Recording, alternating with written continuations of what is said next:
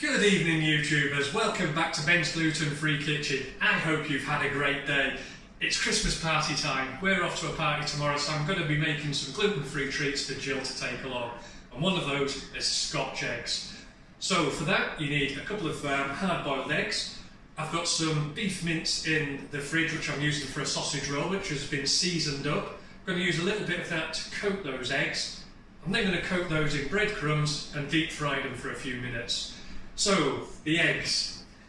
A lot of people say, how do you get hard-boiled eggs without overcooking them? And the way you tell if they're overcooked is when you peel them and you cut into them, round the yolk is like a darkish colour.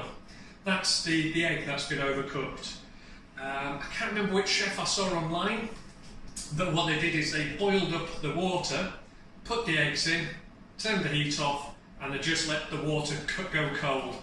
And by that time, your egg will have been nicely hard-boiled enough to use for Scotch eggs. So that's the technique I'm using today. I've boiled my water up, put my eggs in, turned off the heat, and I'm just leaving this here to cool down.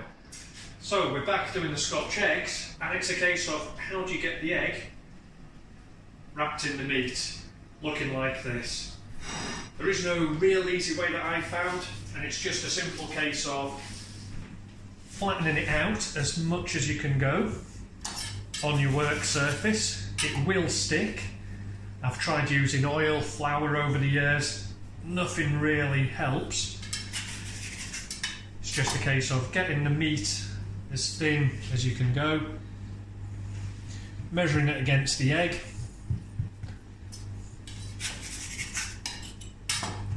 and then just simply wrapping it round. Now you have to be very careful and make sure you get it as close to the egg as possible. You don't want any air gaps in there, because if that starts cooking, it's just going to split. And that's how you try and wrap an egg with your savoury meat filling. Just going to leave those to rest for a few minutes before I breadcrumb them and then deep fry them. Okay, so this is the final part for the Scotch eggs.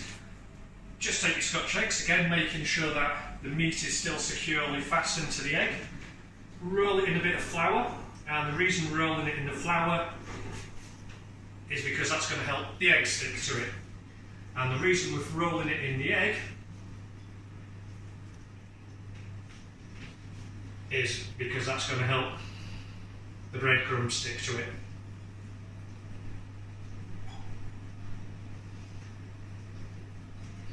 Get both of those done. So that's the egg.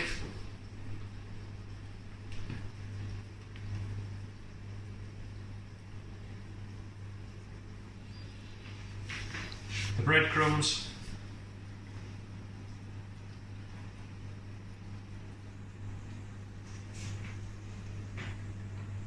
And they're ready to deep fry. Okay, so I'm ready to deep fry my Scotch eggs. Again, you'll have probably seen me on some of the recipes where I'm deep frying. I keep on saying it time and time again, be very, very careful. What I probably haven't really said is that when you're adding something, the volume of that is going to make the volume of your fat go up as well. That's why I only fill mine probably halfway, just over. And you have to be really, really careful, because if that starts bubbling as well, that's going to increase the volume and that's going to start coming over the sides. So I've got my Scotch eggs. I'm just going to delicately lower that into the fat.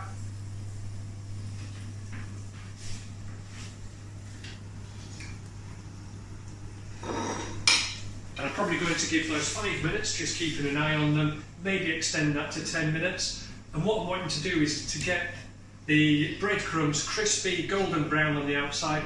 I also want that layer of meat around the egg to cook as well, but I want to make sure that I don't continue cooking that egg on the inside. Again, that layer of meat should really protect the egg while it's cooking, but again, I don't want to overcook things, but I do want to make sure they cook. So there we go, 2 perfectly formed Scotched eggs. They took about 8 minutes. I checked them at 5 minutes. I didn't think the breadcrumbs had crisped up enough, but again I'm conscious that's a very thin layer of meat around the egg. It doesn't take long to cook it at all. But there we go, 8 minutes, deep fried, and as so many ale houses are doing, teaming that up with a nice beer, bit of brown sauce, that's going to be lovely. So, hope to catch you next time on Ben's Gluten Free Kitchen. Remember to hit that subscribe button, hit the alerts button,